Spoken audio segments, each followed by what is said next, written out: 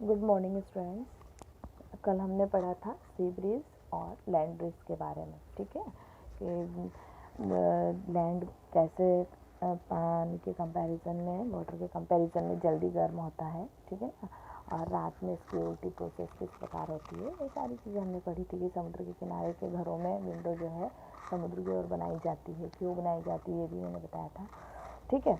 चलिए आज हम पढ़ रहे हैं radiation. Sea breeze, land breeze हो गया आपका, कंडक्शन कन्वेक्शन हो गया आपका। आज हम पढ़ेंगे radiation. When we come out in the sun we feel warm.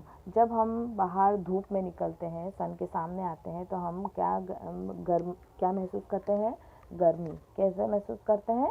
कैसा महसूस करते हैं? गर्मी। जब हम सूर्य के सामने आते हैं तो गर्मी महसूस करते हैं। How does the heat from the sun reaches. तो जो सन की हीट है वो हम तक कैसे पहुंचती है?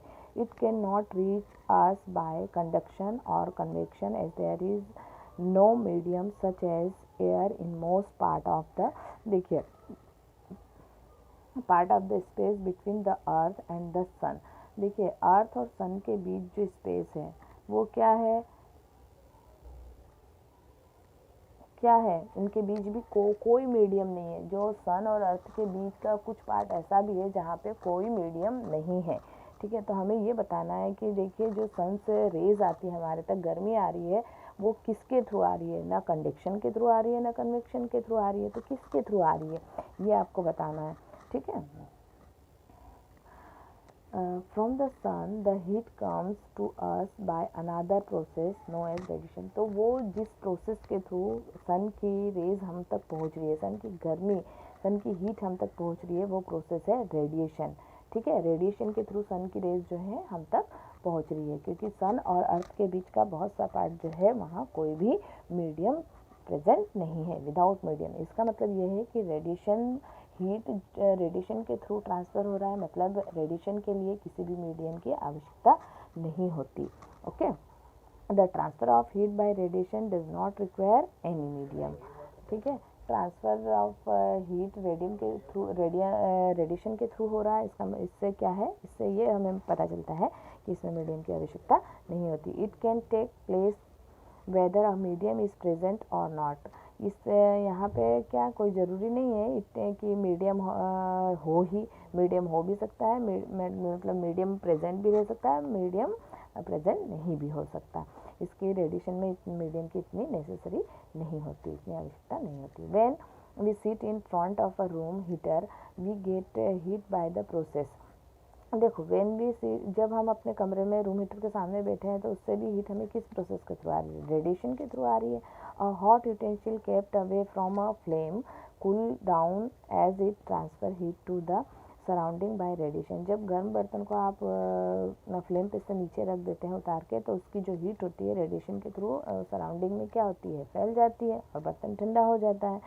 Our body to give heat to the surrounding and receive heat from it by radiation. हमारा बॉडी भी टेक भी करता है और रिसीव भी करता है हीट को, किसके थ्रू? रेडिएशन के through. All hot bodies radiate heat. और भी सभी जो बॉडी है, हॉट बॉडीज जो है, रेडिएट हीट को क्या करती है? रेडिएट करती है।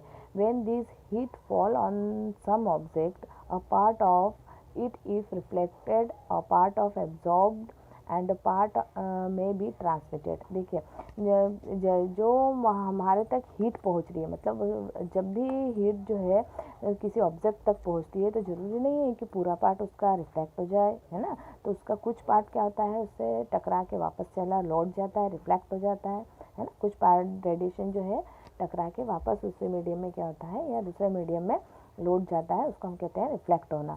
और कुछ पार्ट जो है एब्जॉर्ब हो जाता है, मतलब अवशोषित कर लिया जाता है। एंड पार्ट में भी ट्रांसमिटेड, और कुछ पार्ट जो है क्या किया जाता है, कर दिया जाता है, स्थानांतरित कर दिया जाता है, मतलब हीट का कुछ हिस्सा जो है ट्रांसमिटेड कर दिया जाता है। मतलब कुछ पार्ट, देखो, फुल हीट तो नहीं है एब्जॉर्ब हो रही है हीट, जो कोई भी बॉडी जो हीट को एब्जॉर्ब कर रही है उसका वो क्या कर रही है, इसका कुछ पार्ट रिफ्लेक्ट कर रही है, कुछ पार्ट एब्जॉर्ब कर रही है और कुछ पार्ट ट्रांसमिटेड कर दे रही है ना। The temperature of the object increase due to the absorb part of the heat. किसी भी बॉडी का टेम्परेचर इंक्रीज क्यों होता है? जब वो हीट को क्या करता है? एब्जॉर्ब करता है। जब भी कोई ऑब्जेक्ट हीट को एब्जॉर्ब करता है तो उसका बॉडी टेम्परेचर क्या होता है? इंक्रीज हो जाता है। Why are you advised to use an umbrella when you go out in the sun? आपको आप जब भी धूप में जाते हैं तो आपको क्यों छाता लेके जाने के लिए एडवाइस किया जाता है? जिससे क्या हो, हीट उससे टकराएगी, है ना, सनराइज टकराएगी, कुछ रिफ्लेक्ट होगी, कुछ एब्जॉर्ब होगी, इससे आप तक जो है पूरी हीट नहीं पहुंच पाएगी, कम आप महसूस करोगे गर्माहट का। Kinds of clothes we wear in summer and winter. You know that in summer we prefer light color clothes and winter we usually wear dark color clothes. Why it is so? Let us find out. देखिए बेटा, आपको हमने 6th class में भी बताया था कि summer में हम कॉटन के लाइट कलर कपड़े पहनने को एडवाइस करते हैं और विंटर में डार्क कलर के कपड़े पहनने को एडवाइस करते हैं। तो इसके पीछे क्या रीज़न है? यही रीज़न है कि डार्क कलर जो है हीट को ज़्यादा मात्रा में एब्जॉर्ब करता है और लाइट कलर जो है हीट को कम एब्जॉर्ब करता है।